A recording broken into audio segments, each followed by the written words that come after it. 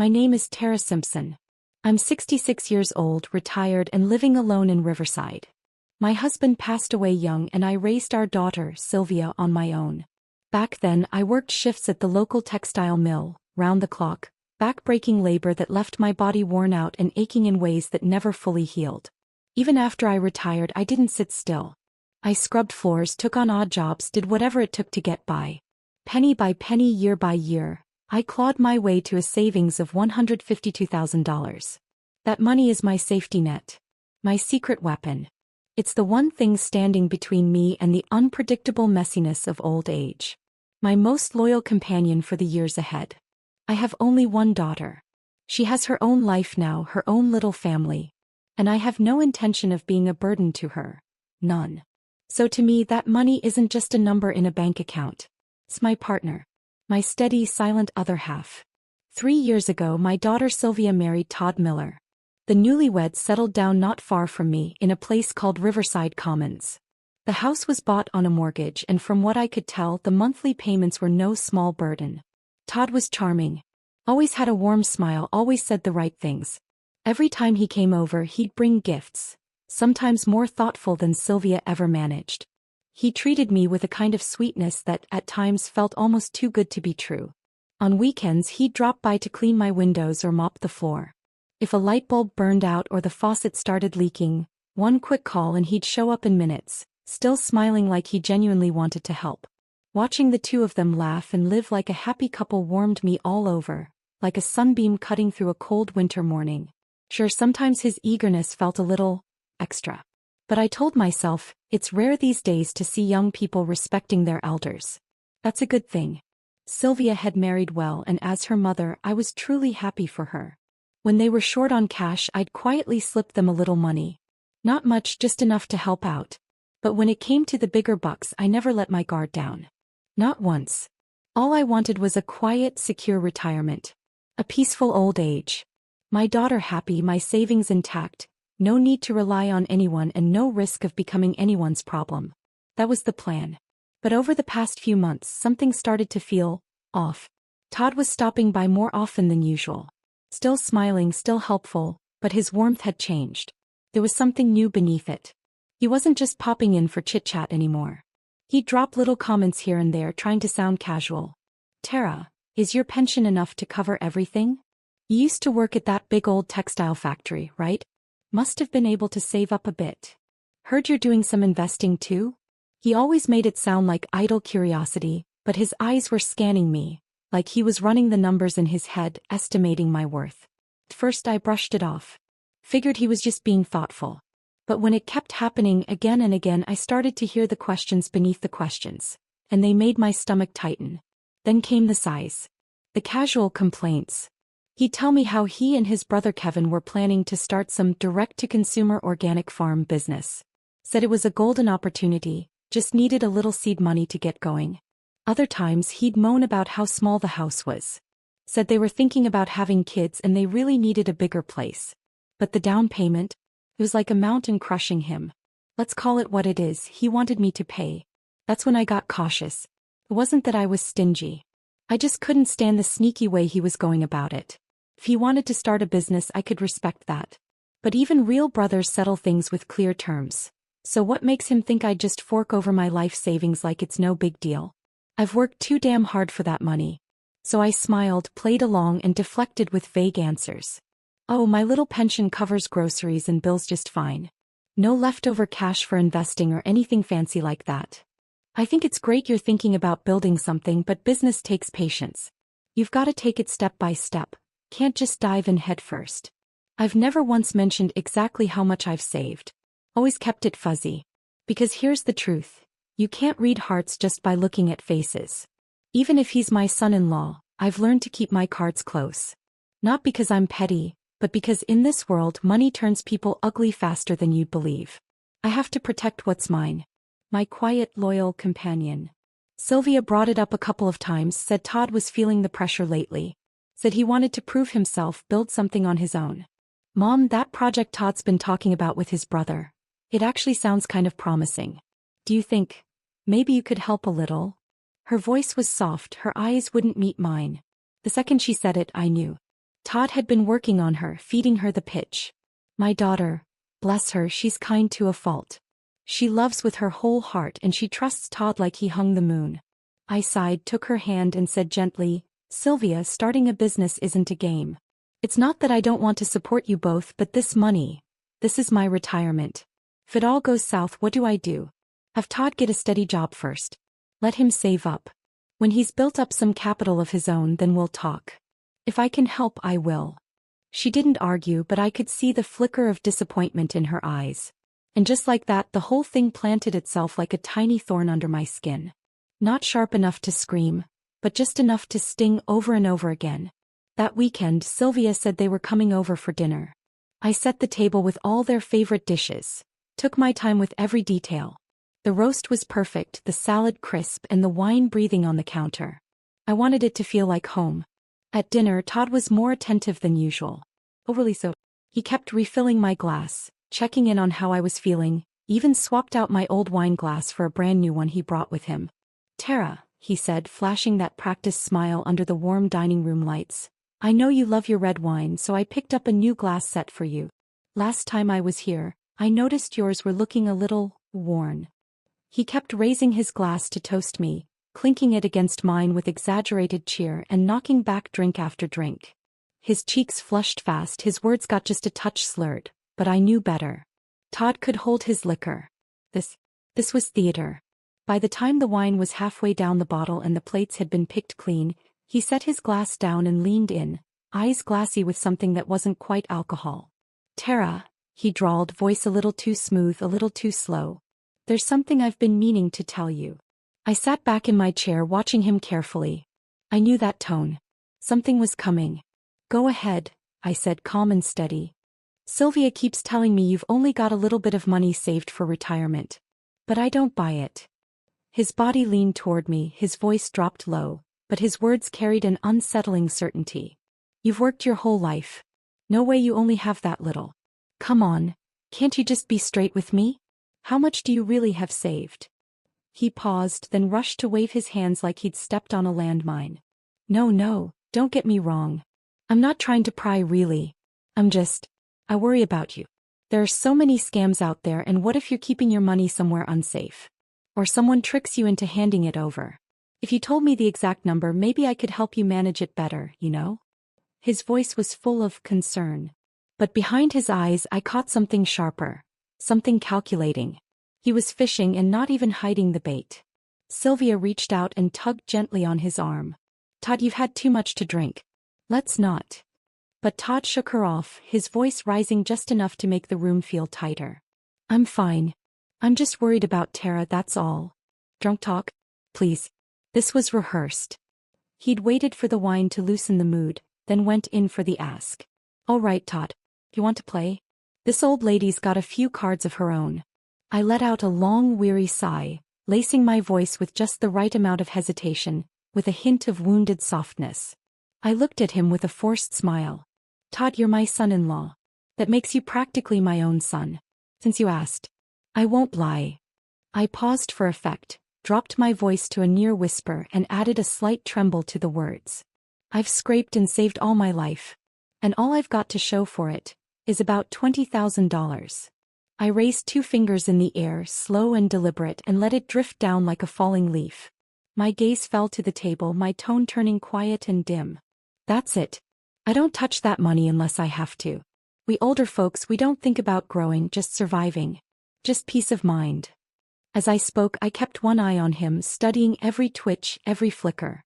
And when I said 20,000, it landed like a slap. His eyes froze. His pupils tightened. There it was, that tiny flash of disappointment, sharp and unmistakable, like a ripple spreading across still water. He tried to cover it with a chuckle, but that beat of awkward silence? I caught it. 20? He repeated like he needed to hear it again. Maybe to believe it. He forced out a couple of dry laughs and nodded like it didn't matter. Well, that's not bad at all. Tara, you really ought to keep that safe. Lots of shady folks out there looking to take advantage. His voice had gone soft, vague. His warmth drained away like someone had pulled the plug. And just like that, the room felt a little colder. The rest of dinner was strange. Todd grew quiet. He barely touched his food, just pushed it around his plate like he was doing math in his head, running the numbers, no doubt realizing how far short 20,000 would fall. Afterward, he said his phone was dying and asked if he could charge it in my bedroom. Sylvia was in the kitchen doing the dishes. That left me alone in the living room, the TV humming in the background with some late-night talk show, voices clashing with canned laughter. Todd slipped into the bedroom, the door almost, but not quite, closing behind him, leaving a narrow crack. Something in me stiffened. A sharp little instinct, old but never dull, tapped at the back of my mind. Something's not right. I set down the remote, stood up quietly and tiptoed toward the bedroom. No creaking floorboards. No sudden moves. I held my breath and leaned just close enough to hear. His voice was low, almost a whisper, but I caught it. "Kev?" "Yeah." I asked. Pause. He was listening. "She says she's only got 20. There was frustration. He was trying to keep his voice low, but it was soaked in disappointment. Like someone who'd opened a treasure chest only to find it filled with rocks. "Yeah, she's sticking to it." "Same thing Sylvia said." Another pause. "That plan of ours. It's probably not gonna happen." Said. "Then, fine, I get it. What else can we do? Just put it on hold. We'll talk later." The line went dead. Silence settled like dust. Only the soft, mechanical hum of the air conditioner remained. I stood there frozen. Cold sweat crawled down my back. My fingers tingled with adrenaline. The chill rose from my feet and ran straight to the base of my skull. Plan? Not gonna happen as expected? So that was it. The charm, the thoughtful gifts, the housework, the warm smiles. None of it had been real. Todd wasn't helping out of kindness. He wasn't checking in because he cared. He was casing the joint. All that sweetness had just been camouflage. In their heads, my savings, my $152,000, had already been counted, divided, maybe even spent. They were just waiting for the handoff. Only instead of the full pot, I dropped a decoy, 20 grand. And just like that, their little scheme unraveled. It hit me like a gut punch. Pulled. Heavy. Paralyzing. I drew in a breath, slow and deep, forcing myself to stay calm. I walked back to the couch, picked up the remote, pretended to flip channels. On screen, the flickering blue of the TV danced across my face. But my eyes, they weren't watching anymore. They were locked in the middle of a storm. Todd came out of the bedroom a few minutes later. His face was pale, jaw tight, and there was a shadow in his eyes he couldn't quite shake off. But the moment he saw me, he plastered on a smile. A weak, forced thing that looked more like a grimace than anything else. "Tara, I think we'll head out. You should get some rest." Sylvia had just come out of the kitchen, drying her hands on a towel. He glanced up, confused. "Already? Why not stay a little longer?" No, Todd said quickly, tugging at her arm. "We've got an early morning." He practically dragged her toward the door. I saw it then, the rush to leave, the escape in his posture. I walked them out, closed the door behind them, and returned to the silence of the living room. Only the television spoke now, echoing through the empty space, its flickering blue glow pulsing across the walls like a heartbeat. I sat down and let my thoughts spool out like film, the phone call replaying in my mind again and again. Todd's voice. His words. Every strange behavior in the last few weeks flashing like snapshots in a montage. The prying questions about my finances. The sighs, the stress, the stories about needing money. The fake drunkenness, hoping I'd let my guard down. The crushing disappointment when he heard 20. And worst of all, that one sentence that echoed like a warning bell. "That plan of ours. It's probably not gonna happen." It all clicked. Every gesture. Every smile. Every word. And then just for a second, a terrifying thought. What if I'd told him the truth? What if I had said the real number? What would they have done next? I shivered, drew in a breath so deep it hurt, and forced the fear back down. I couldn't afford to panic. I couldn't afford to blow up, to cry, to confront. That would only spook them, make them retreat, regroup, and come back with something more subtle, more dangerous. No. I needed to stay calm. Stay ahead. I had to find out exactly what their plan was. Then I had to protect my money. All of it. After I told Todd how much I had in savings, something in him shifted. It wasn't subtle. In fact, it was almost comical. He still smiled when we saw each other, sure, but that smile had changed. It wasn't warm anymore. It had all the charm of a receptionist trained to be polite. distant, thin, and utterly devoid of feeling. The handyman routine vanished too. No more weekend visits. No more offers to fix the leaky faucet or replace a bulb. And most telling of all, he never once brought up money again. It was as if that dinner, that quiet little interrogation, had never happened. As if the 20 grand I fed him had been a slip of the tongue or something he'd misheard. But I knew better. I knew it wasn't over. Not with Todd. Not with Kevin. Those two brothers weren't the quitting type. Sure enough, it didn't take long for them to change tactics. Todd stopped showing up alone. Instead, he started bringing Kevin around more and more. On the surface, they were just stopping by for dinner, or keeping me company. But I knew what they were really doing, trying to get the information they couldn't squeeze out of me the first time. They were just switching angles. Kevin was younger than Todd by a few years. Didn't have his brother's clean-cut look, but he more than made up for it with charm. From the moment he walked in the door, it was, "Hi, Aunt Tara." Warm, familiar, casual. His eyes darted around like he was scanning every corner, every cue, his mouth running a mile a minute. He had that slippery kind of energy people sometimes call clever. But that kind of clever always puts my skin on edge. He was never idle either. He'd jump up to help Todd rub my shoulders, or plant himself right next to me on the couch, talking non-stop. He'd ask about everything, what I ate, where I shopped, which neighbor's dog I liked. "Aunt Tara, this place is so neat. You've got such a good routine living alone. What kind of stuff do you usually cook? Maybe I'll whip something up and bring it over next time. This neighborhood seems quiet, safe, right? You don't get nervous being alone at night." I smiled, played the gracious host, answered every question with practiced ease, like I hadn't already seen through their game. But inside, every warning light I had was blazing red. I felt like an old fox curled up on her couch, watching two slick little weasels walk through the door with fake smiles and twitching noses, sniffing around trying to size up the meat in the den. I started noticing things. Subtle things. The looks they'd exchange when they thought I wasn't watching. Those little flashes of silent understanding. Like two schoolboys cooking up a scheme hell-bent on making it work this time. They'd excuse themselves, step out onto the balcony to smoke, or wander off one after the other to use the restroom. But their voices, their timing, the way they avoided my eyes before they left the room, it was obvious. They were sneaking off to talk. Plotting. They'd tried the solo act. Now they were going for the buddy routine. What, did they think the old lady was easy to fool just because she smiled and made them dinner? "Let's see what you've got, boys." One afternoon they put on a full performance in my living room. A two-man play. Kevin lit up like a kid on Christmas morning. "So Todd and I have been working on this vertical farming project," he said, eyes shining with over-rehearsed excitement. "It's super low-cost, high-yield, totally sustainable, plus it's local, community-supported. We've got the whole thing mapped out. Just need to get it off the ground." Todd played the quiet, thoughtful partner. "The real shame," he added, voice heavy with regret, "is we're short on startup funds. Otherwise this would be a no-brainer." Kevin jumped in again, smooth as ever. "Right. It'd be such a loss to miss the window. Aunt Tara, what do you think?" And there it was, the ball lobbed neatly into my court.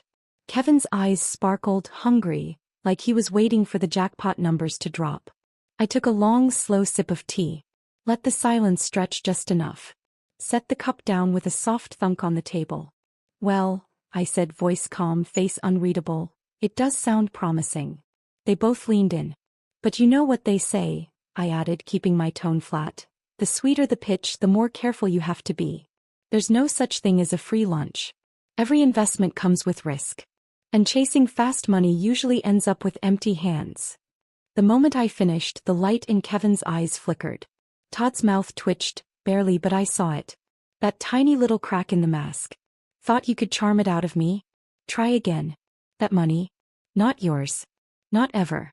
That route, they tried to take it head-on. I shut it down. Hard. When the charm offensive didn't work, Todd pivoted. He stopped coming at me directly and started working his way in through Sylvia. The slow boil strategy. The whispered doubts. The guilt trips, soft and steady as a leaky faucet. "Babe, I'm under so much pressure. I can't keep doing this job forever. There's no future in it. I need to build something of my own. I don't have the money to get started. You know my buddy Daniel? His father-in-law invested in his food truck. Now the guy's killing it. I'm not asking for much, just a little faith. Your mom has money. She could help. Why won't she? I'm your husband. Doesn't that make me family too? That kind of talk, spoon-fed in soft tones and tired eyes, seeped into Sylvia like warm water around a frog. Not loud. Not forceful. Just persistent. And Sylvia, my sweet loyal girl, she's got the softest heart I know. She believed in him. Still does. She saw him as hardworking, ambitious, a man trying to build something better. Little by little, Todd drew her deeper into his web. He started visiting me more often. Always helpful, always kind, but something in her eyes had changed. There was a weight behind her glances, something she couldn't quite say aloud. Until the day she finally did. She'd just finished trimming vegetables, still in her apron, sitting on a kitchen stool with her hands nervously twisting the fabric's hem. Mom. Yes, sweetheart. I answered gently, though my gut already knew where this was headed. Just. Todd's been under a lot of stress lately. His brother's project. It actually sounds kind of promising. She looked up at me, eyes darting away almost instantly, like she couldn't bear to meet mine. I was just thinking, you know that 20,000, could you maybe lend a little? Just to help them get started? Todd said it's only temporary. As soon as they turn a profit, he'll pay you back. He even promised interest. There was. I knew it would come eventually. But my heart didn't ache for the money. It ached for her. My daughter, my flesh and blood, was being turned into a bridge. Not a partner in a dream, not a business ally. A pawn. A piece in a game she didn't even know she was playing. I looked at her and felt something prick sharp inside me. Not anger. Pain. I couldn't blow it up. Not now. I couldn't rip the blindfold from her eyes and destroy her faith in her husband all at once. That would only shatter her, maybe even her marriage. So I swallowed the heat in my chest and kept my voice calm, warm, measured. Sylvia, I said softly, locking eyes with her, it's not that I don't want to help. But you have to understand, that money, it's my safety net. It's all I've got. I paused, let the silence weigh down the moment, then continued, firm but not cold. Business is never a sure thing. What if this project fails? If that money disappears, what happens to me? Who's going to cover my bills? My future? You and Todd? Can you really afford that? He went still. My words landed. She opened her mouth, then closed it again. She knew the answer. Of course she did. They could barely handle their mortgage, let alone another human's living expenses. Mom, she murmured, her voice catching in her throat. I know it hasn't been easy for you. I want to help Todd, that's all. I lifted a hand and gently cut her off, letting a little more gravity seep into my tone. Sylvia, it's good for a man to want to build something. But it has to come from his strength. From work. From effort. When you build on someone else's sacrifice, especially by pressuring your own mother, you might get the money but you won't get far. Because that kind of money, it carries weight. And it won't carry him. That hit. She looked up at me stunned, like I'd just slapped her with truth she didn't want but couldn't ignore. Mom, how could you say that about Todd? He's not like that. I held her gaze and sighed, heavy and slow. Are you sure? I asked quietly. Think about how he's been acting lately. The way he asks. The timing. The pressure. You really haven't noticed anything off? She didn't answer. She couldn't. My daughter. My baby. The center of my world, and now the very thing tearing me apart. She thought she was protecting love. But she didn't see how Todd had used her. As a messenger, a battering ram, the final key to unlock my defenses. When she finally stood up, eyes red and shining, the air between us was thick with heat and hurt. She left without looking back, walking faster than usual. She was angry. And worse, she was wounded. I didn't follow. Because I knew, the wall rising between us, brick by bitter brick, wasn't hers. It was Todd's. And now that his path through Sylvia had failed, and my 2000 seemed more real than ever, he went quiet again. The visits slowed. The smiles faded. But I didn't feel relief. Because I knew him. Men like Todd don't quit. They regroup. He was waiting. Planning. Watching for a crack in the armor. So I made a decision. If he was waiting to make his next move, then maybe it was time I made mine first. That afternoon I set the bait. I'd printed out a fake investment brochure from the library. A tidy little piece of fiction titled Community Organic Garden Partnership Program. Right at the top in bold red pen I'd circled the key line. Initial investment, $5,000. Projected return, 12 to 14%. I placed it under the lamp in the center of the dining table, in the exact spot where sunlight hit the wood just right. Then I moved to the kitchen and started fussing with a bowl of fruit, just as Todd stepped through the front door. I'd left my old phone nearby, already dialed into a conversation on speaker. Well, I'm telling you I can maybe scrape together $5,000, but that's pushing it. I need to hold on to the rest for medical expenses someday. You're the one who said it's low risk and stable returns. I don't know though. That's a quarter of everything I've got, makes me nervous. Out of the corner of my eye, I watched Todd pause in the entryway, still halfway through taking off his shoes. His gaze went straight to the table. Locked on the paper. He froze for half a second, then kept moving like nothing had happened. I hung up, turned with a gasp and feigned surprise. Goodness, Todd, you startled me. When did you get here? He shrugged with that practiced little grin. Just walked in. Tara, I couldn't help overhearing. Did I hear you say you're thinking about investing? I placed the phone down casually. Yeah, a friend recommended it. Some sort of community project. Sounds interesting. I mean, I only have $20,000 in savings, so $5's the most I could risk. Just playing around, really. He glanced at the paper again, trying to keep his tone light. You're really considering it? Is it legit? I pretended to hesitate. I haven't made up my mind. Honestly, the amount's so small they're not exactly jumping to let me in. I figured I'd get a second opinion from someone younger, more financially savvy. Todd's lips twitched. His eyes, though, those gave him away. They lit up. You know, he said, pulling a stool closer, it's great that you're even thinking about investing. But if you're serious about doing something smart with your money, why not consider our farm project? At least it's being run by family. You know, we'd never steer you wrong. I picked up my tea, smiling as I blew across the surface. Oh, honey, I said softly, when it is family, the knife goes in a little deeper. That's what makes it sting. He blinked just for a moment and the smile faltered. Tara, you're hilarious, he said, forcing a chuckle. I sipped the tea. These days, even blood brothers keep accounts straight. So a son-in-law, well, I think you see my point. He didn't answer. Just stared at the fruit bowl, his mind clearly running 100 miles a minute. And sure enough, the very next day Kevin showed up. His smile was brighter than usual. Too bright, and he didn't even wait for his coat to come off before launching in. Aunt Tara. Todd told me you're looking into a community farm investment too? That's amazing, we're in the same space. I raised an eyebrow, lips curling at the edges, but I played it warm. You two are starting to finish each other's sentences. He grinned and clapped Todd on the back. That's called great brotherhood. And hey, family should look out for each other, right? We were thinking, maybe you'd consider putting that investment into our project instead? Minimum is $10,000. I gave a long, practiced sigh. You boys know I only have 20 total. Exactly. Kevin beamed. Start with 10. Just try it. Once it pays off, you can always add more later. I gave them a polite smile, no more. No agreement. No commitment. Just silence. But in my heart I knew they'd bitten. Todd and Kevin's energy kicked up a notch after that. More visits, more charm, more effort.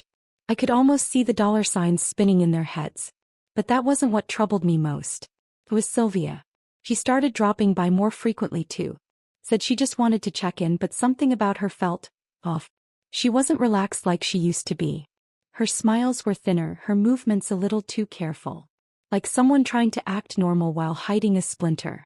She'd walk in and glance around like the room might be hiding secrets. Her eyes wouldn't settle.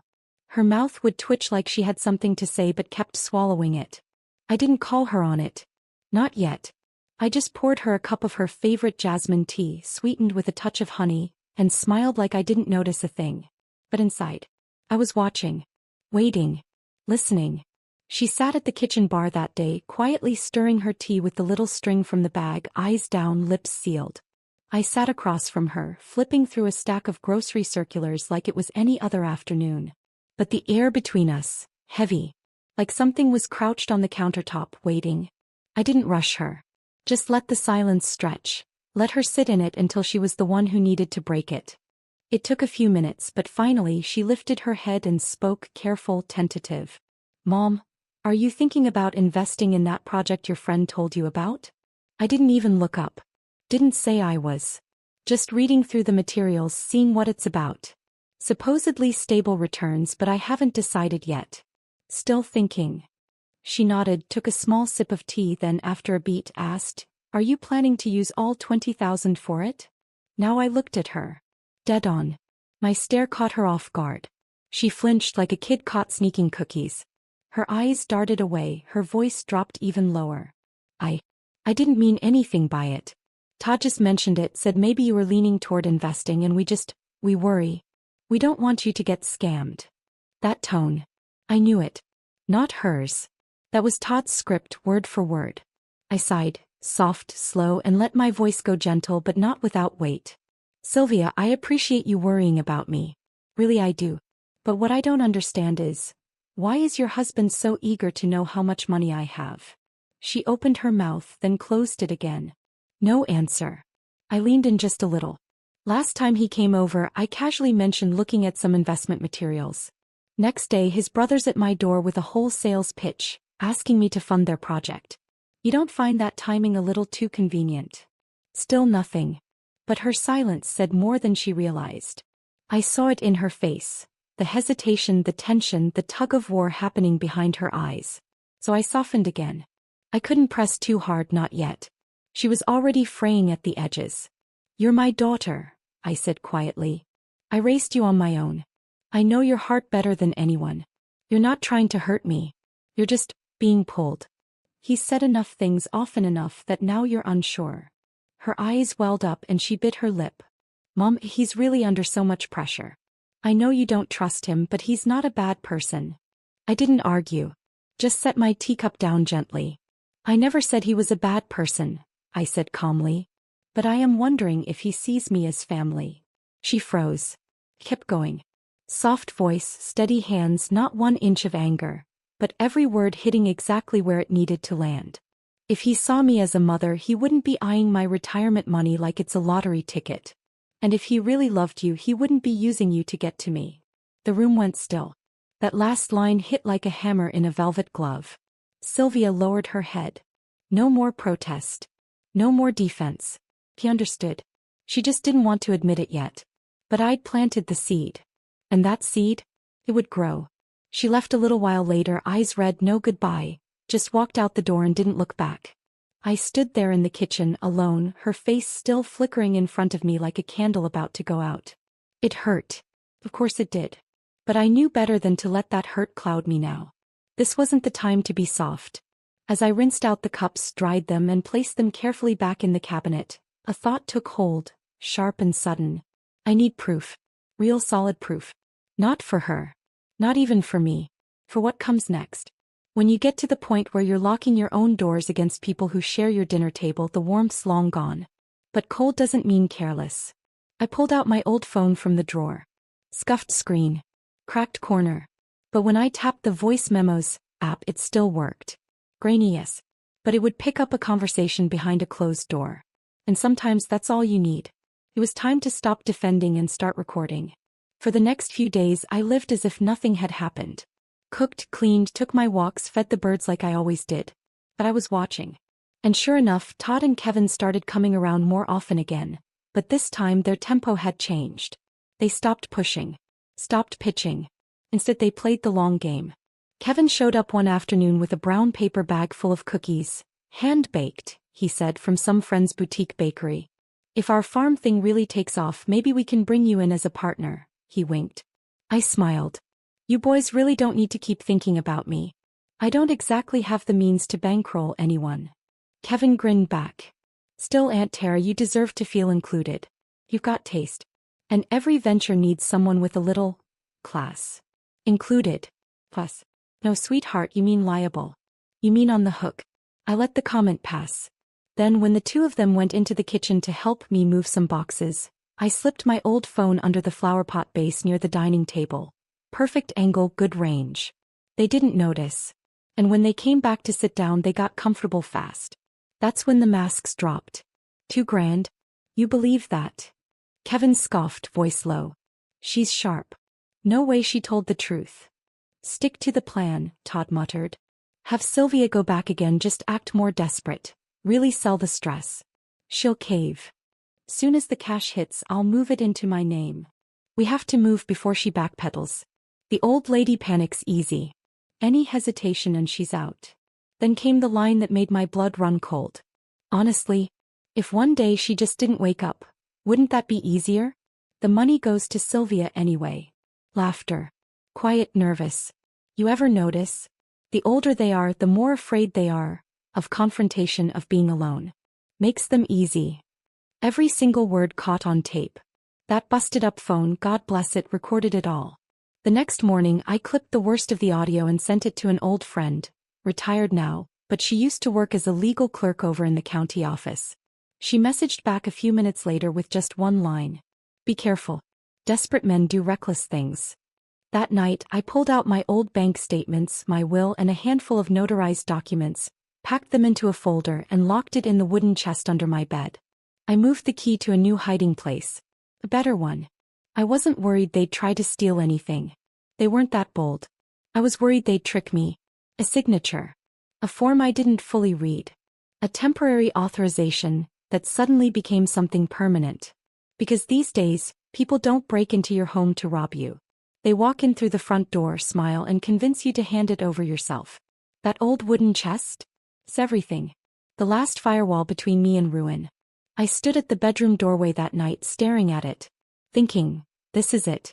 This box holds the sum of my life's work. And now it's bait. The day they came back, the sky was heavy, gray clouds pressing low, tree branches outside scraping the windows like nervous fingers. The wind had that unsettled feel, like something was about to break. I sat at the table, flipping through the same old community organic garden brochure. It was showtime. They'd said they were coming by to drop off new product samples from their farm and maybe chat a bit more about investment options. I left the brochure wide open, underlined in red. If family input is required, consult before investing. My recorder was already in place, buried in an empty tea tin on the lowest shelf of the bookcase. The doorbell rang. I didn't even look up. Todd entered first, all fake sunshine. Tara, low pressure today. Hope your head's not acting up? I'm fine, I said, tone flat. Just reviewing some project materials. Kevin followed, chipper as ever, holding a paper bag. Homemade onion bacon cookies today. My own recipe. Tell me what you think. I took the bag without a glance. Thanks. They sat down. Exchanged a glance. I caught it and pretended I didn't. I sighed like someone reluctantly softening. I've been thinking, I said. Your project. Maybe it's not as risky as I thought. Todd's eyes flicked up. Kevin's lit like Christmas morning. But, I continued evenly, I can't commit much. I'd only be able to put in 10,000. No more. The air tensed. Just for a second. Kevin recovered first. His smile was a little too eager. 10's great. You don't have to do more right away. Once it starts paying out, you can always build from there. Todd nodded quickly. Exactly. Tara, this isn't about money. It's about bringing you in as a partner. First tier, part of the family. I sipped my coffee. You boys know my situation. That 10,000 is my rope. If something goes wrong, I don't get a do-over. Kevin's fingers tapped the table, betraying the adrenaline under that grin. Trust us. We won't let you down. No, I thought. You'll just sign my name on something I didn't read and transfer what's left into your startup. I wasn't born yesterday. I nodded slowly and began gathering up the brochure. Here's what I'm thinking. Why don't you come back next week? I'll have my friend look over the contract. She's a retired attorney. Good with wording. Kevin blinked. Todd froze, just a hair. But I caught it. What? Kevin said. You want her to review the contract? I smiled, sweet as sugar. Of course. I'd never sign something blind. I'd lose sleep. At that moment, the TV in the background piped up, perfectly timed. Before investing, always verify the identity of all parties involved. I clicked the remote and turned off the screen. Looked right at them. Exactly, I said. They didn't speak. That day's fishing expedition? It had gone sideways for them. All I did was mention a lawyer and suddenly their confidence cracked like a dropped teacup. And now I'd seen it all. The fear in their eyes, the flicker of panic when things didn't go as planned, the desperation just under the surface. They were out in the open now, swimming near the boat. All that was left was for me to decide when to reel them in. That Saturday the sky was heavy again, gray as wet ash. The living room was dim, shadows pooling in the corners. Wind slipped through the cracks in the windows, making the curtains balloon and sway like lungs filled with unease. I didn't turn on the lights. Just boiled a pot of black tea. Let it steep while the house stayed quiet. Right after I fished the tea bag out, the door creaked open. Sylvia stepped in alone. No Todd. He carried a grocery bag with a carton of milk peeking out the top. Just in the neighborhood, she said. Casual. Almost too casual. Her words were light, but her steps were slow, weighted with something she wasn't ready to name. I nodded, said nothing, kept flipping through the TV guide. But my eyes tracked her from the side. There were dark circles under hers. The corners of her mouth were tight. Like she hadn't slept or had cried more than once this week. She sat down on the edge of the couch, hands folded too neatly as if holding herself together. Mom, she said finally, her voice almost a whisper, I've been feeling off, like something's not right. Are you hiding something from me? I paused. Let the question hang there. Then I looked up and met her eyes. You want the truth? I asked quietly. She nodded, barely. As if afraid the truth might break her. I didn't say anything. Just stood, walked over to the side drawer and pulled out my old phone. Its screen was scratched. Its battery barely held. But today was enough. I unlocked it, opened the voice memos app, tapped play. I set it gently on the coffee table between us. The audio started playing. Todd's voice came through first, clear and low. Kevin followed, just as familiar. You do it just like I told you. Get Sylvia to ask again. Make it sound real, like you're really falling apart. We've got to hit her before she locks up. The old witch gets emotional, she'll back off. Pause. Then Kevin's voice again, darker this time, almost laughing. Honestly, if she drops dead in her sleep, it's even better.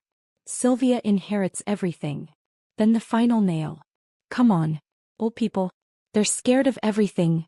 Conflict, loneliness, offending anyone. Makes them easy targets. Then silence. Then Kevin laughing. Sylvia shot to her feet. It was like she'd been struck, violently, invisibly. Her whole body locked up, her skin drained of color, her lips quivering. He said, if you just died it would make things easier, she whispered, her voice cracking like glass. I didn't answer. Just held her gaze. She opened her mouth like she wanted to speak, then closed it again. Her hands started to shake. Her face cycled through it all. Shock, confusion, disbelief. Then the full, sharp fall into heartbreak. He was acting. All this time. She wasn't talking to me anymore. She was saying it to herself, trying to make it real. Even me, he used me? I still didn't nod. Didn't shake my head. Just let out a long, quiet breath. She crumpled back onto the sofa like a balloon someone had let go of. I thought he was just panicked. That he just wanted to build something for us. I thought. She choked on her own breath. But he joked about you dying. She began to cry. Not loud sobs. This wasn't the kind of pain that screamed. It was the quiet kind. The kind that made people turn away. She turned from me, covered her face with her hands, her shoulders trembling under the weight of it. I pulled a tissue from the box and passed it to her. No words. Just the paper. You're my daughter, I said softly. You trusted the wrong man. I'll never blame you for that. But now, you need to be clear-eyed. No more letting him use you as a shield.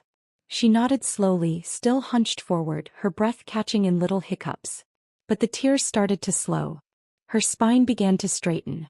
Then she looked at me, voice still rough but steady enough to ask. Mom, what do we do now? I looked back at her. And in that moment I knew, she had heard the truth. Not because I told her. Not because I warned her. But because she'd heard it herself. His voice, his plan, his cruelty. Now finally she was awake. The day they came back, the weather betrayed them, bright and cloudless as if the sky itself hadn't gotten the memo. Kevin, still clinging to his routine, walked in with a box of his so-called artisan baked goods. Todd followed behind, dressed in that same gray wool cardigan he always wore when he wanted to look casual but respectable. His smile was fixed, his eyes flicking toward the hallway cabinet, right where I used to keep my medicine and bank books. I didn't greet them with warmth. Just motioned for them to sit. On the table, waiting in perfect silence, sat a single cup of black coffee and one crisp document. The printed transcript of their recorded conversation. The paper lay neatly on the lace tablecloth, its edges sharp under the soft afternoon light. Kevin barely hit the seat before launching into his sales pitch. "Aunt Tara, we really polished the proposal this time. You mentioned your friend, the one who could look over contracts. We actually prepped a draft for her." I raised a hand. "We're not discussing the project today." My voice was slow, steady. "Today we're going to talk about your plan." Todd's jaw clenched. His eyes darted down to the table. Kevin's grin froze mid-sentence. "Plan?" he asked, trying for casual, already failing. "I don't know what you mean." I slid the document across the table. "The last time you were here," I said, "I had an old phone tucked under the flower pot. It picked up some interesting material." Todd's eyes locked on the page. The blood drained from his face like someone had flipped a switch. Kevin leaned over, still faking confusion. "What is this?" "We don't." I didn't look at him. I read, voice steady as stone. "As soon as the money hits, I'll transfer it under my name. If she doesn't wake up one day, it's easier. Sylvia inherits everything. Old people are scared of hassle, of being alone, of confrontation, makes them easy to fool." Silence. Thick. Unforgiving. Kevin's face twitched. He opened his mouth, desperate now. "That was a joke, Tara. Come on. A misunderstanding." I turned my eyes on him. Unflinching. "You were betting I'm old. That I'm stupid. That I'll die soon and save you the paperwork. Isn't that right?" Todd said nothing. His face had gone pale gray. Every lie, every play, they'd all unraveled, thread by thread, right here under my roof. I turned to him, my voice calm, like I was discussing market trends. "Do you have any idea what I went through to raise Sylvia on my own? Do you even understand what the word sacrifice means? You want to start a business? Fine. But you thought my death would make things easier. My life savings were never yours to skim. And if you saw me as a hurdle instead of a human being, then let me be clear. This hurdle isn't going anywhere. I've still got years left in me." Todd's lips parted. "Tara, you're taking this all wrong." "I'm not," I said, cutting him off. "I've already notified the bank. All large transfers are frozen unless personally approved. I updated the trust. My lawyer was here on Wednesday. Not a dime goes to anyone who isn't blood." Then I turned to Kevin. "If I see you near this house again, I will call the police." Kevin shot to his feet, face flaming, voice cracking. "You're paranoid. This is all in your head." I didn't blink. "The recording you heard isn't the only one. I have the full version, including the part where you and Todd discussed how to wear me down." He went quiet, stared for 2 seconds, then spun around and slammed the door on his way out. Todd stood there still, expressionless, like the truth had knocked the wind out of him, but pride wouldn't let him show it. I looked at him, straight through him, and when I spoke, my voice dropped, low and final. "You were never my son. You were my daughter's husband, and for that I gave you the respect the title deserved. But as of today, that title earns you nothing from me." He lowered his head, shoulders drooping. Then he muttered, hoarse and bitter, "Sylvia's going to regret this." I looked at him, unflinching. "No. What she regrets," I said quietly, "is not seeing through you sooner." He didn't say another word. Just turned and walked out, eyes burning, fists tight, every ounce of pretense stripped away. I watched him leave. Not with hate. Not even with anger. Just a cold, clear sense of closure. And the quiet knowledge that, for the first time in this long game, the table had turned. 3 days after Todd walked out, Sylvia came back, with nothing but a suitcase and silence. No tears. No dramatic declarations. She rolled her luggage to the entryway, set it down, and walked straight into the kitchen like she'd never left.